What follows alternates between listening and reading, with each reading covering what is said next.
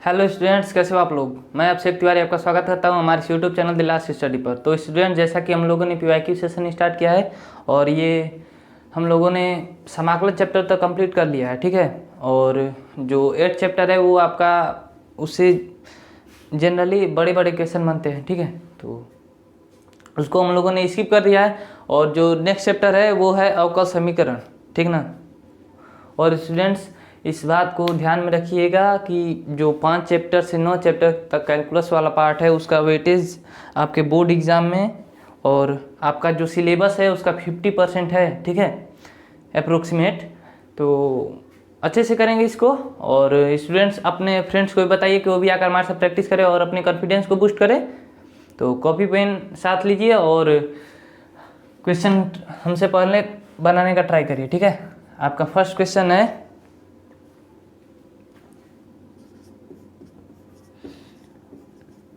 अवकल समीकरण dy by D X plus Y is equal E पे पावर एक्स की कोटि क्या है, ठीक ना। स्टूडेंट्स, आपको बताना है कि ये जो अवकल समीकरण दिया है उसकी कोटि क्या है, ठीक है। तो स्टूडेंट्स, हम लोग इसकी कोटि क्या होगी, कोटि तो 1 होगी, ठीक ना। कोटि का मतलब होता है कि अवकल समीकरण इसमें जितनी बार अवकलन मैक्सिमम हुआ रहेगा, इक्वेशन में जितनी बार भी मैक्सिमम अवकलन हुआ रहेगा वही होगा उसकी कोटि। तो एक बार अवकलन हुआ है तो कोटि 1 हो गई, ठीक ना। और अगर इसी का स्टूडेंट्स अगर घात पूछ दे तो घात क्या होता है, जो उच्चतम कोटि होती है, जो समीकरण में उच्चतम कोटि होगी उसी की घात को अवकल समीकरण की घात बोलते हैं, ठीक है। तो इसका घात अगर पूछ देगा तो घात क्या हो जाएगा, 1 हो जाएगा, घात भी 1 ही हो जाएगा, ठीक है। तो चलिए सेकंड क्वेश्चन पर चलते हैं स्टूडेंट्स। होपफुली आपको समझ में आ गया होगा कि कोटि और, ठीक है। तो नेक्स्ट क्वेश्चन पर चलेंगे। आपका नेक्स्ट क्वेश्चन है डी पे power 4 Y upon D X पे power 4 plus sine Y triple X की कोटि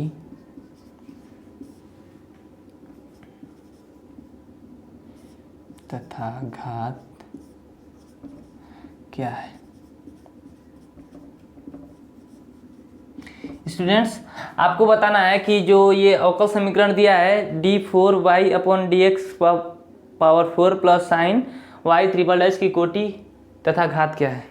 ये ट्रिपल डैश का मतलब है कि ये तृतीय अवकलज है, ठीक ना। मतलब 3 बार अवकलन किया गया है, ठीक है। तो मैक्सिमम इसमें कितनी बार, इस इक्वेशन में मैक्सिमम कितनी बार अवकलन किया गया है, 4 बार। तो कोटि तो हो जाएगी 4, ठीक ना। और स्टूडेंट्स, एक ध्यान देने वाली बात और है कि अगर किसी फंक्शन के अंदर अवकलज आ जाए, जैसे ये है d3y बाई डी एक्स 3 है, ठीक है। अगर ऐसा किसी फलन के अंदर आ जाए, साइन के अंदर आ जाए, ई के अंदर आ जाए, एक्सपोनेंशियल फंक्शन, तो उसकी घात परिभाषित नहीं होती है। तो घात तो ये हो जाएगी अपरिभाषित। ऐसा क्यों स्टूडेंट्स, तो अवकल समीकरण की घात तभी परिभाषित होगी जब वो dy बाई डी एक्स के रूप में बहुपद होगा, ठीक ना। और जब कभी भी फलन के अंदर अवकलज आ जाए तो वो बहुपद ही नहीं होगा, ठीक है ना। तो ये बहुपद नहीं है तो इसलिए इसकी घात परिभाषित नहीं होगी, ठीक है। नेक्स्ट क्वेश्चन पर चलेंगे। थर्ड नंबर क्वेश्चन है स्टूडेंट्स। थर्ड नंबर क्वेश्चन है आपका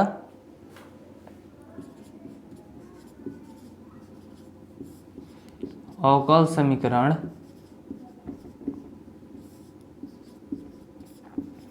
dy by D X is equal E पे power x plus Y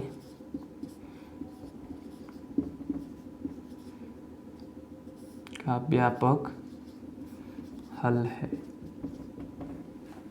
students, आपको क्वेश्चन में पूछ रहा है कि जो अवकल समीकरण है इसका व्यापक हल क्या होगा। तो व्यापक हल निकालने की 3 विधि है, ठीक है।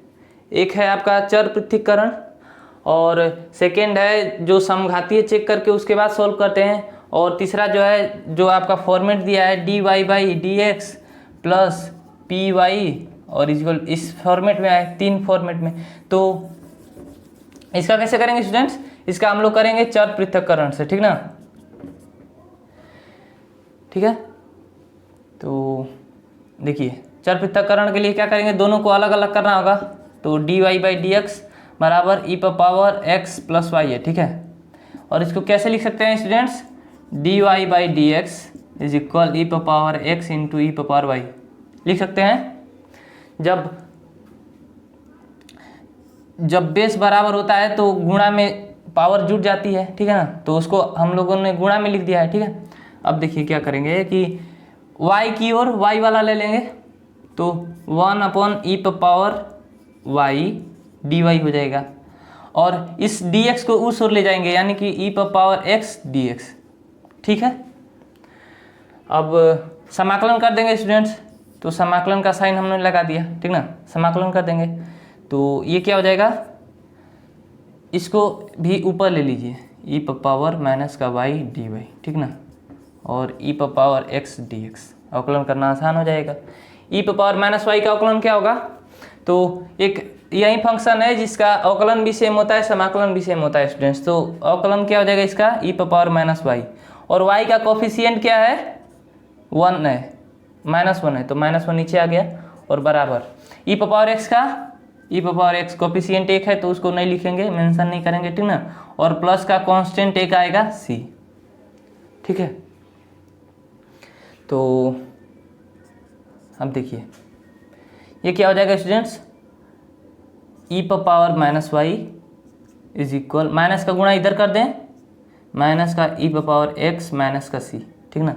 ये क्या हो जाएगा स्टूडेंट्स, e⁻−y प्लस e⁻x बराबर c, और पूरे का c लिख देते हैं स्टूडेंट्स, कांस्टेंट है तो c बराबर यहाँ पर मेंशन कर देंगे, c बराबर -c, ठीक ना। c डैश इसको कर लीजिए, c डैश बराबर माइनस का c, ठीक ना। तो ये होगा आपका व्यापक हल। अब इसमें ऐसा भी कर सकता था स्टूडेंट्स की माइनस को ऊपर ले ले, ठीक ना, उसको उधर ले जाए तो बात सेम हो जाएगी, ठीक ना। तो चलिए आपका व्यापक हल क्या हो जाएगा, आपका आंसर यहाँ पर हम लिख दे रहे हैं स्टूडेंट्स कि e⁻−y प्लस e⁻x और बराबर का c डैश, ठीक ना। ये हो गया आपका व्यापक हल। यहाँ कांस्टेंट की जगह कुछ भी हो सकता है students, a k b c d, कोई अलजेब्रिक कोई भी अल्फ़ाबेटिकल अक्षर हो सकता है, ठीक है। तो चलिए नेक्स्ट क्वेश्चन पर चलेंगे, होपफुली आपको समझ में आ गया होगा।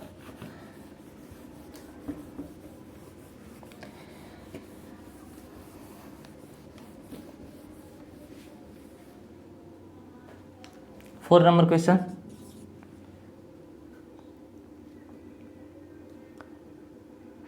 क्वेश्चन, आपका है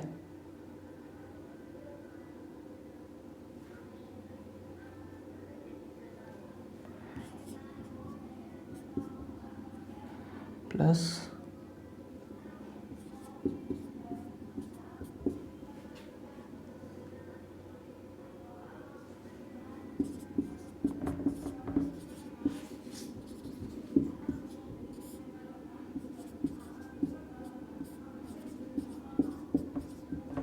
स्टूडेंट्स क्वेश्चन है आपका कि द्वितीय अवकलज y डबल डैश और y सिंगल डैश का स्क्वायर प्लस 2y बराबर 0 अवकल समीकरण है, इसकी घात क्या है, ठीक ना। इसका मतलब क्या होता है कि ये द्वितीय अवकलज है, ठीक ना, और ये क्या है, प्रथम अवकलज है, और इसका पावर दिया है, और प्लस 2y बराबर 0 दिया है। तो घात इसकी क्या हो जाएगी स्टूडेंट्स, अब देखिए ये किसी फलन के अंदर dy/dx नहीं फंसा है, ठीक ना। तो इसका घात परिभाषित होगा, और घात परिभाषित होने का मतलब है कि जो उच्च कोटि का अवकलज उच्च कोटि का जो अवकलज होगा उसी की घात को समीकरण की अवकल समीकरण की घात बोलते हैं। तो इसका क्या हो जाएगा, आंसर क्या हो जाएगा 1। इसको मत मेंशन करिएगा स्टूडेंट्स, क्योंकि ये केवल सिंगल कोटि का अवकलज है और ये डबल कोटि का अवकलज है, यानी कि इक्वेशन में सबसे ज़्यादा अवकलज किसका है, इसका है। तो इसी की घात समीकरण की घात होगी, ठीक ना। तो 1 हो जाएगा आपका आंसर। और इसकी कोटि क्या हो जाएगी, तो मैक्सिमम 2 बार अवकलन किया गया है तो इसकी कोटि हो जाएगी 2, अगर क्वेश्चन में पूछते, ठीक है। चलिए नेक्स्ट क्वेश्चन पर चलेंगे।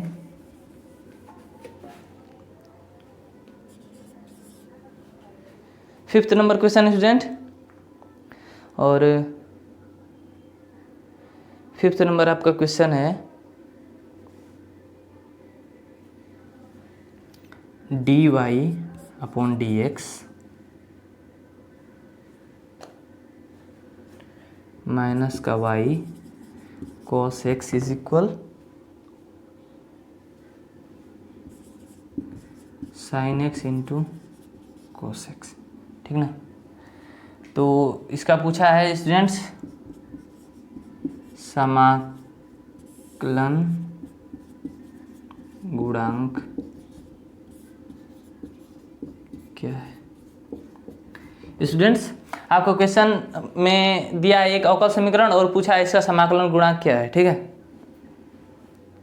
तो समाकलन गुणांक कैसे देखते हैं स्टूडेंट्स, देखिए ये जो तीसरे प्रकार से होता है, जो फॉर्मेट dy/dx प्लस का py बराबर q, इस फॉर्मेट में क्वेश्चन दिख रहा है ना, हाँ सर दिख रहा है, ठीक है। तो समाकलन गुणांक क्या होता है, समाकलन गुणांक होता है e पे पावर p dx, ठीक ना। तो अगर इस फॉर्मेट में 2 फॉर्मेट होता है स्टूडेंट्स, ये तो या तो ये हो या तो ये हो, ठीक ना, ठीक है। 2 फॉर्मेट होता है तो इसका क्या हो जाता है समाकलन गुणांक, कैसे निकालते हैं, तो e पर पावर p dy, जिसके सापेक्ष यहाँ पर समीकरण में अवकलन किया रहेगा उसी के सापेक्ष वहाँ भी समाकलन कर देंगे, ठीक है। तो यहाँ से p क्या दिख रहा है, y का कोफिशिएंट p यहाँ पर क्या दिख रहा है, माइनस का cos x है। तो स्टूडेंट्स देखिए स्टार्ट करेंगे क्वेश्चन,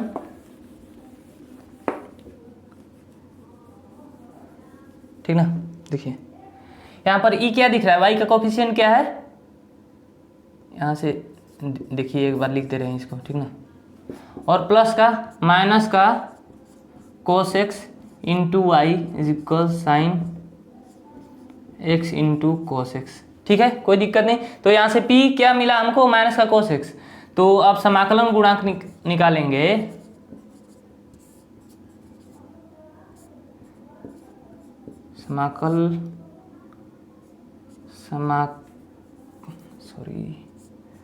समाकलन गुणांक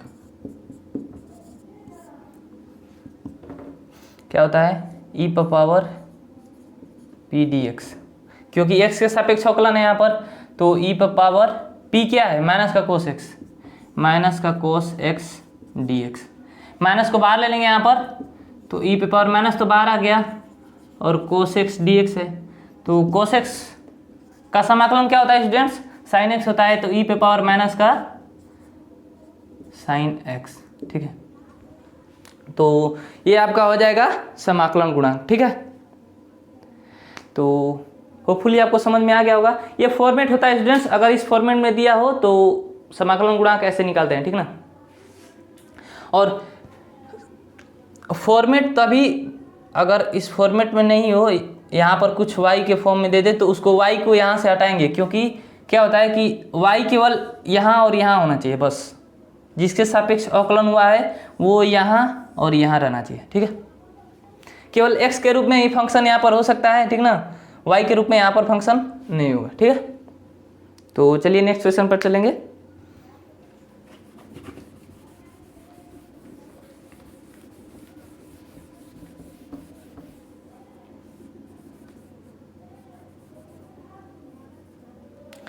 नेक्स्ट क्वेश्चन है आपका स्टूडेंट्स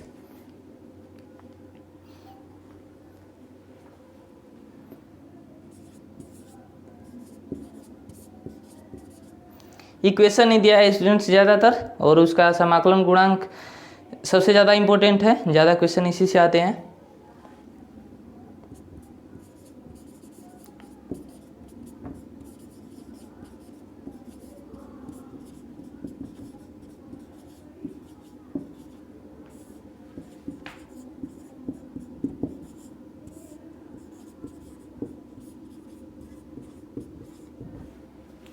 स्टूडेंट्स आपको इक्वेशन दिया है dy by D X plus Y sec X बराबर 10x का समाकलन गुणांक क्या है, ठीक है।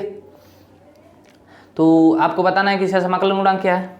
इसको भी सेम वैसे ही करेंगे, इस फॉर्म में आपको दिख रहा है, ठीक ना। y का कोफिशिएंट यहाँ पर सेक एक्स है और यहाँ पर केवल x के रूप में फलन है। तो समाकलन गुणांक का अभी क्या किए थे, e पे पावर p dx, x के सापेक्ष अवकलन हुआ है, ठीक है। और y का कोफिशिएंट क्या है, p के रूप में क्या है, सेक एक्स, तो ये हो जाएगा सेक एक्स डी एक्स, ठीक है। और सेक एक्स का समाकलन क्या होता है स्टूडेंट्स, ई पे पावर सेक एक्स का समाकलन log sec x plus 10x, ठीक ना। और मैथमेटिक्स में स्टूडेंट्स कभी भी जो लॉग आता है तो उसका बेस क्या होता है, ई होता है, ठीक ना। उसका बेस क्या होता है, ई होता है।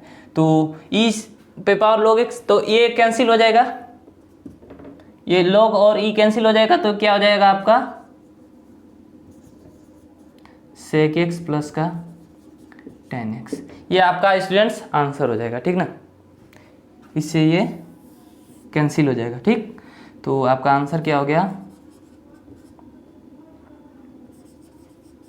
सेक एक्स प्लस का 10x, ठीक है। होपफुली आपको समझ में आ गया होगा, ठीक ना। नेक्स्ट क्वेश्चन पर चलेंगे।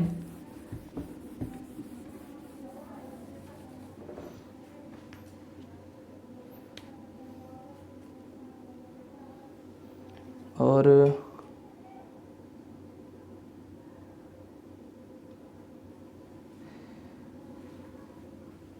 क्या है स्टूडेंट्स आपका,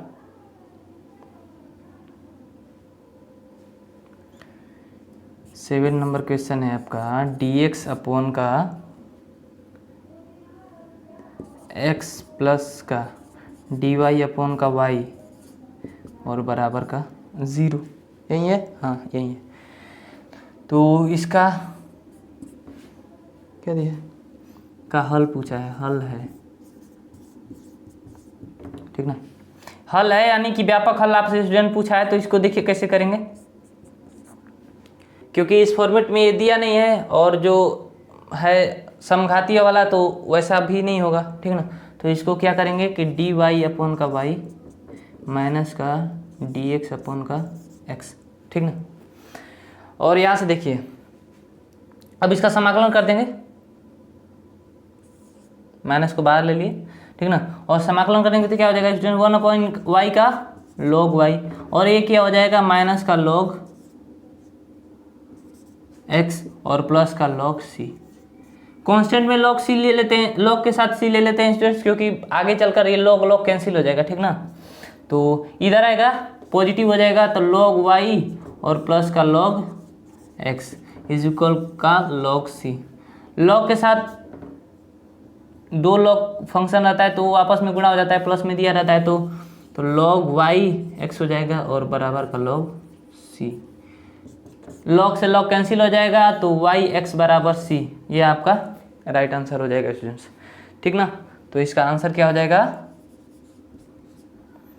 Y X is equal C, ठीक है।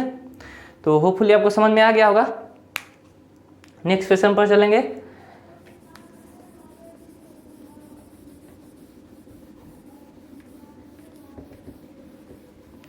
आपके बोर्ड एग्जाम में ऐसे ही क्वेश्चंस आते हैं, आपको डायरेक्ट फॉर्मेट के रूप में स्ट्रेट फॉरवर्ड क्वेश्चन आते हैं, ठीक ना।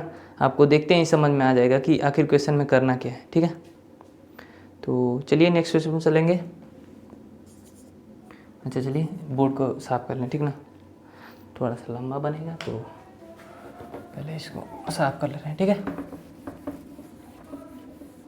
स्टूडेंट्स ये जो कैलकुलस का पार्ट है 5 चैप्टर से 9 चैप्टर तक का, वो आपका अप्रोक्सीमेट 45 to 50% आपका लिया हुआ है, वो सिलेबस कैप्चर किए हुआ है, ठीक ना। तो इसको अच्छे से करेंगे और बहुत ज़्यादा इम्पोर्टेंट भी है, ठीक है। और मैक्सिमम बहुत ज़्यादा जो ऑब्जेक्टिव होते हैं वो इन्हीं सब से आते हैं, ठीक ना। तो चलिए नेक्स्ट क्वेश्चन पर चलेंगे। 8 नंबर क्वेश्चन है आपका स्टूडेंट्स।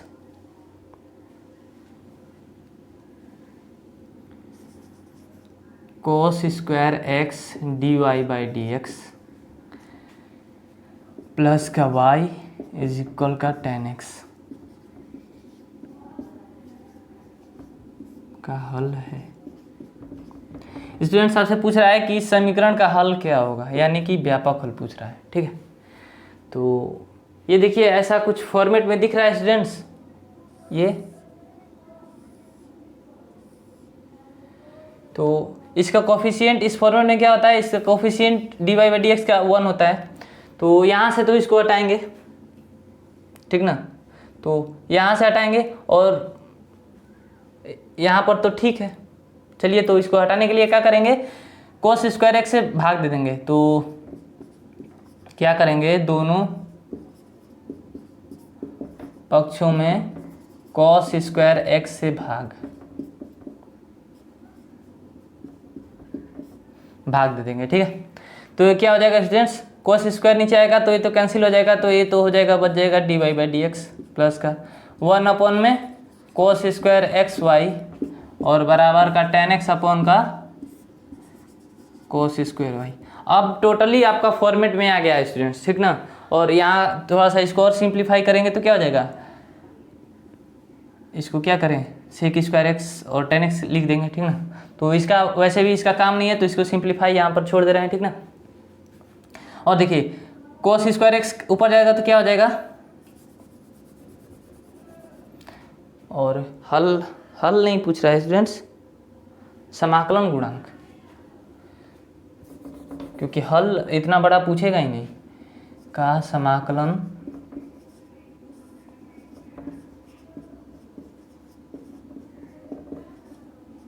गुणांक है। आपको हल नहीं पूछेगा स्टूडेंट्स कभी भी, ऐसा जो तीनों फॉर्मेट दिया है चर पृथक्करण पर दे सकता है, लेकिन ये जो समघातीय वाला है और ये जो फॉर्मेट वाला है वो कभी आपका ऑब्जेक्टिव में नहीं आएगा, ठीक ना। तो यहाँ से क्या हो जाएगा, इसका y का कोफिशिएंट क्या हो जाएगा, इसको ऊपर लेंगे तो sec स्क्वायर एक्स हो जाएगा dy/dx प्लस का sec स्क्वायर एक्स वाई बराबर tan x अपॉन का cos स्क्वायर एक्स है ना, cos स्क्वायर एक्स, ठीक है। अब देखिए p के स्थान पर क्या गया, sec स्क्वायर एक्स, ये आपका टोटली फॉर्मेट में है, ठीक ना, फॉर्मेट में है। तो इसका समाकलन गुणांक क्या होता है, समाकलन गुणांक फाइंड करते हैं, ठीक ना। क्या होता है, e पावर p dx, जिसके सापेक्ष अवकलन हुआ रहेगा, ठीक ना। तो p की जगह क्या है, sec स्क्वायर एक्स dx है, ठीक ना। और sec स्क्वायर एक्स का अवकलन क्या होता है स्टूडेंट्स, tan x, ठीक ना। तो ये आपका समाकलन गुणांक हो जाएगा, क्या हो जाएगा स्टूडेंट्स, e पे पावर tan x, ठीक ना। तो आपका आंसर क्या हो गया, e का पावर tan x। होपफुली समझ में आ गया स्टूडेंट्स।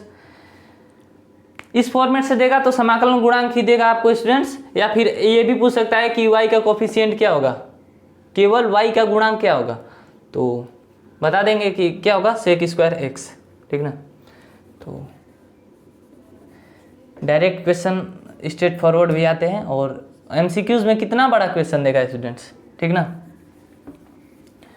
तो चलिए नेक्स्ट क्वेश्चन पर चलेंगे।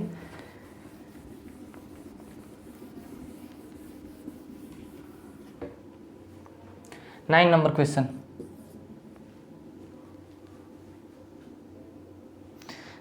क्वेश्चन है स्टूडेंट्स आपका,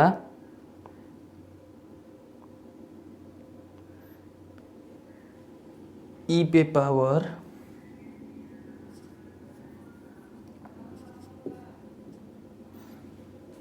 अवकल समीकरण है समीकरण e पे power 5x dx plus e पे power 6y dy is equal 0। ठीक ना। देखिए स्टूडेंट्स, इसको क्या करना है, इसका क्या बताना है, हल का हल है। ठीक ना। इतना माइंड में हमेशा बनाए रखिएगा स्टूडेंट्स कि कभी भी आपको हल पूछेगा तो वो चर पृथक्करण का ही पूछ सकता है। ठीक ना। तो इसको देखिए कैसे करेंगे। पहले तो इसका पृथक अलग अलग करना होगा, तो अलग अलग करने के लिए फर्स्ट स्टेप क्या करेंगे, e पे पावर 6y dy, x वाले को उधर ले जाएंगे तो e पे पावर 5x और हो जाएगा ये dx माइनस का साइन के साथ। ठीक ना। अब क्या करेंगे, अब डायरेक्ट केवल समाकलन कर देना है। ठीक ना। ठीक है, समाकलन कर देना है। तो क्या हो जाएगा समाकलन स्टूडेंट्स, ई पे एक्सपोनेंशियल फंक्शन का सेम रहता है। ठीक ना। और नीचे कोफिशिएंट क्या आ जाएगा 6, इसका भी सेम रहेगा माइनस ई पे पावर 5x और कोफिशिएंट 5 और प्लस का c। ठीक है। और इसको इस ओर लाएंगे तो ई पे पावर 6y अपॉन 6 प्लस का ई पे पावर 5x अपॉन 5 बराबर का c। तो ये आपका आंसर होगा स्टूडेंट्स।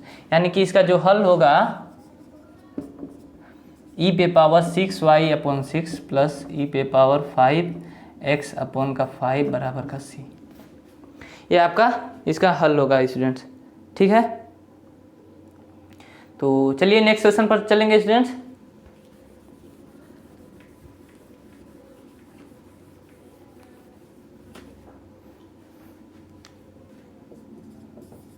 दस नंबर क्वेश्चन है आपका,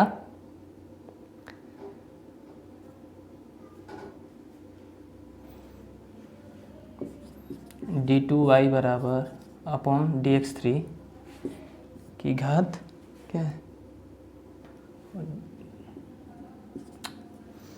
ठीक है। और माइनस का x into D Y by D X की घात 3 बराबर 0 की घात है। घात है पूछने का मतलब स्टूडेंट्स की घात क्या है। ठीक है। चार ऑप्शन दिए जाएंगे, उसमें आपको देखना होगा। ठीक ना। तो इसका हम लोगों ने दो क्वेश्चन कर लिया है स्टूडेंट्स। तो मैक्सिमम जो कोटि होती है उसी की घात को समीकरण का घात बोलते हैं। तो इसका आंसर क्या हो जाएगा, इसका आंसर हो जाएगा स्टूडेंट्स 2। यहाँ पर ये मत देखने लगिएगा कि ये तो ज़्यादा पावर है तो इसको कहते हैं आंसर, नहीं, जो उच्च कोटि होती है उसी की घात को समीकरण की घात कहते हैं। ठीक ना। तो चलिए नेक्स्ट क्वेश्चन पर चलेंगे।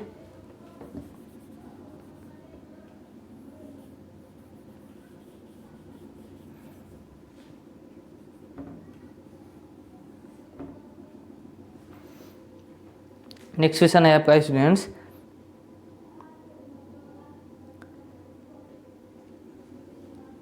डायरेक्ट फॉर्मेट ही दे दिया है तो उसको स्किप कर रहे हैं। फिर स्टूडेंट्स जो हम लोगों ने फॉर्मेट देखा है,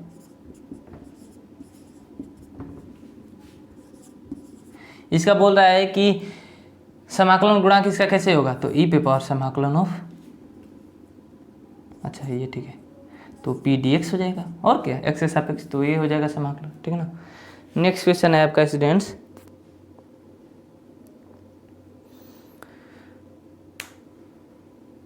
ये आपका क्या हो जाएगा, फिर कोटि घात, ये कोटि और घात का स्टूडेंट्स ज़्यादा क्वेश्चन आपके बोर्ड एग्जाम में आता है। ठीक है। तो उसको अच्छे से देख लीजिएगा और होपफुली इसमें कुछ करना नहीं है स्टूडेंट्स, सॉरी।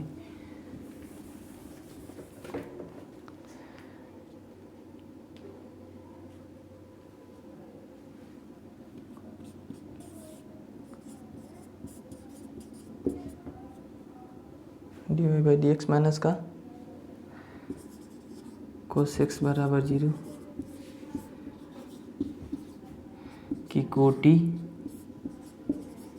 तथा घात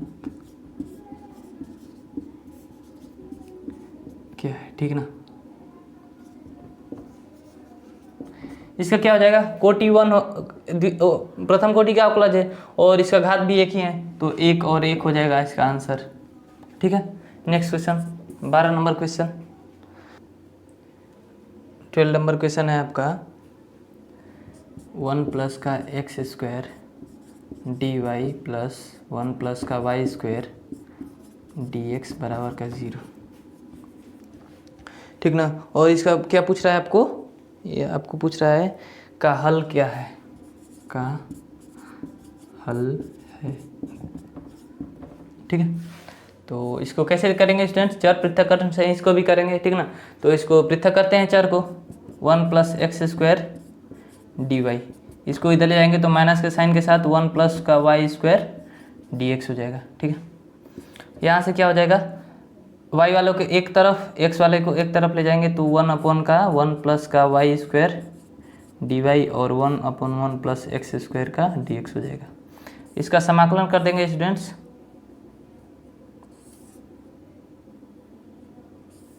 ठीक ना, तो ये क्या होता है, इसका ये किसका समाकलन होता है। ठीक ना, अवकलन किसका होता है, वो tan इनवर्स मान लीजिए y है तो इसका क्या हो जाएगा 1 अपॉन 1 प्लस वाई स्क्वायर, अवकलन होता है। ठीक ना, तो जस्ट इसका विपरीत होता है समाकलन, तो इसका क्या हो जाएगा, y का फंक्शन है तो tan इनवर्स y हो जाएगा, और ये क्या हो जाएगा tan इनवर्स x। ठीक ना, और ये इसको आसानी होगी। ठीक ना, tan इनवर्स का c, tan इनवर्स y, इसको इधर ले आएंगे तो माइनस का tan इनवर्स x बराबर का tan इनवर्स c। ठीक ना, ये क्या हो जाएगा स्टूडेंट्स, अब tan inverse x minus tan inverse y का फॉर्मूला लगाएंगे, विपरीत चर हो गया है और उसमें कोई बात नहीं है। ठीक ना, तो क्या करेंगे, फॉर्मूला लगाएंगे tan इनवर्स y माइनस का x अपॉन का 1 प्लस वाई एक्स। ठीक है, और इज इक्वल tan इनवर्स का c। ठीक है, tan इनवर्स को इधर लाएंगे तो tan में हो जाएगा, तो ये क्या हो जाएगा y माइनस एक्स अपॉन का 1 plus Y X is equal का tan into tan inverse c। tan से tan इनवर्स कैंसिल हो जाएगा स्टूडेंट्स, तो ये आपका क्या हो जाएगा y माइनस एक्स बराबर का, ये इधर कोफिशिएंट में आएगा c की ओर बढ़ जाएगा तो c इंटू 1 प्लस का एक्स वाई, ये आपका आंसर हो जाएगा स्टूडेंट्स। ठीक है, कांस्टेंट के साथ जो दोनों ओर आता है उसको साथ ले लेते हैं स्टूडेंट्स, इससे आसानी होती है कि देखिए लास्ट में आकर कैंसिल हो गया। ठीक है, तो आपका आंसर क्या हो जाएगा y minus x is equal का c इंटू 1 प्लस का एक्स वाई। ठीक ना, ये आपका आंसर हो गया। ठीक, 12 क्वेश्चन हो गया। अब नेक्स्ट क्वेश्चन पर चलेंगे स्टूडेंट्स, और नेक्स्ट क्वेश्चन है आपका, चलिए इसको पहले प्रेस कर लें। ठीक है,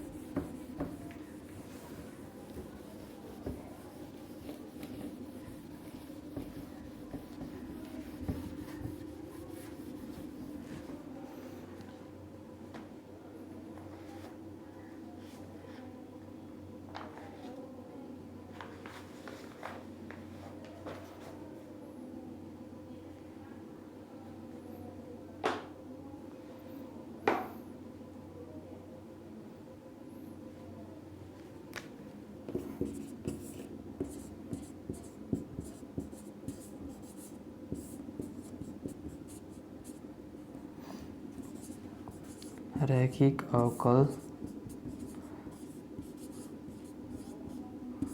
समीकरण, रैखिक D Y by D X plus Y upon का एक्स बराबर का है, किधर है क्वेश्चन, एक्स का पावर 5।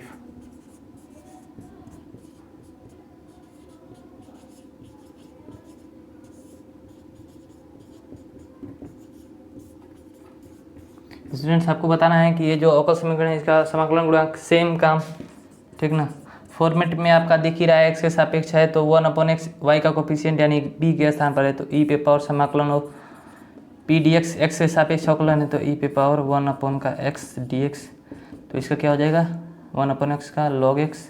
और मैथमेटिक्स में जानते हैं कि log का हमेशा ई रहता है बेस, तो log से log कैंसिल हो जाएगा तो ये क्या हो जाएगा x। तो आपका इसका समाकलन गुणांक क्या हो जाएगा स्टूडेंट्स, x हो जाएगा। ठीक है, तो चलिए स्टूडेंट्स एक आध क्वेश्चन करेंगे, ठीक ना। तो चलिए बोर्ड को पहले साफ कर लें, ठीक है। इसे ज़्यादा क्वेश्चन हम लोगों ने नहीं लिया है क्योंकि स्टूडेंट्स जिस फॉर्मेट से आपके बोर्ड एग्जाम में पीवाईक्यूज पूछे जा सकते हैं वो सारा हम लोगों ने ले लिया है, ठीक ना। और इसे आपको जो 2 मेथड्स हैं, जो समघातीय करके सॉल्व करने वाला और एक फॉर्मेट वाला, तो इसका हल नहीं पूछेगा आपसे स्टूडेंट क्योंकि वो बहुत ज़्यादा लेंथी हो जाएगा, ठीक ना। तो आपको समाकलन गुणांक तक ही उसका पूछेगा और चर पृथक्करण से पूछ सकता है, तो उसका भी हम लोगों ने क्वेश्चन कर लिया 2-3। तो नेक्स्ट क्वेश्चन पर चलेंगे स्टूडेंट्स, और ये क्वेश्चन आपका सबसे ज़्यादा इम्पोर्टेंट है, ठीक है।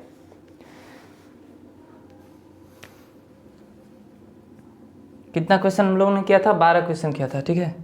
ये होगा आपका 13 नंबर क्वेश्चन, सॉरी 13 कर लिया था ना, 14 नंबर क्वेश्चन है आपका। बिंदु -2,3 से गुजरने वाले ऐसे वक्र का समीकरण ज्ञात कीजिए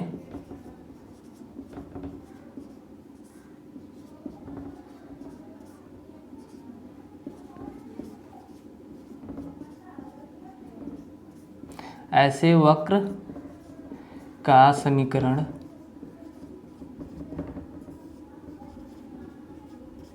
ज्ञात कीजिए, ठीक ना, जिसके किसी बिंदु x, y पर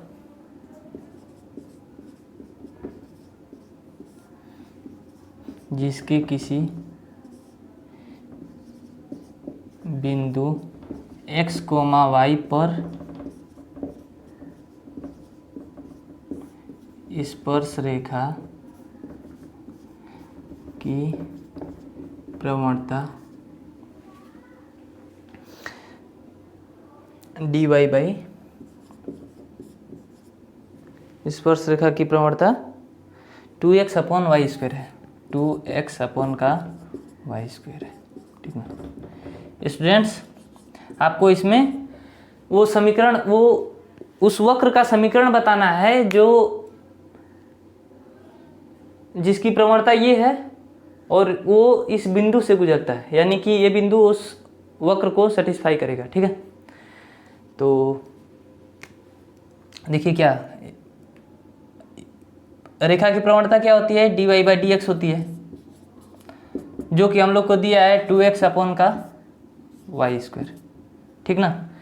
तो इसका व्यापक हल लेंगे, व्यापक हल पहले निकालेंगे, तो y² dy = 2x dx हो जाएगा, ठीक है, यही हो जाएगा। अब इसका समाकलन कर दें स्टूडेंट्स, क्या हो जाएगा समाकलन, क्या हो जाएगा आपका y³ 2x²/2 प्लस का c, 2 कैंसिल हो जाएगा, तो ये आपका क्या आ जाएगा, व्यापक हल आ गया 3 बराबर का x² प्लस का c, ठीक ना। तो ये तो वक्र का जो है समीकरण वो तो ये आ गया आपका, ठीक ना, व्यापक समीकरण।